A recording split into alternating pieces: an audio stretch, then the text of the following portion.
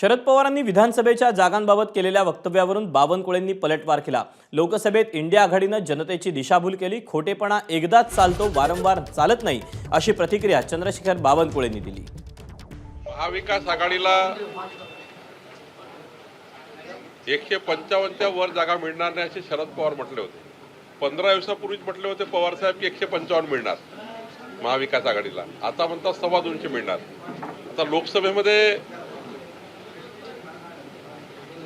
जनतेची दिशाभूल करून मतं घेतले। आता जनता विचारतात, ते आमच्या महिला भगिनी विचारतात आहे की खटाखट 8,500 रुपये कुठे आहे। आता मोर्चे निघताय महिलांचे की आमच्याशी खोटं बोलून मतं घेतले। मागासवर्गीय जनतेला सांगितलं की संविधान बदलणार आहे मोदीजी, असं सांगितलं। जनतेच्या मनात संभ्रम निर्माण केला। मोदीजींनी तर संविधान हातात घेऊन तिसरी टर्म सुरू केली।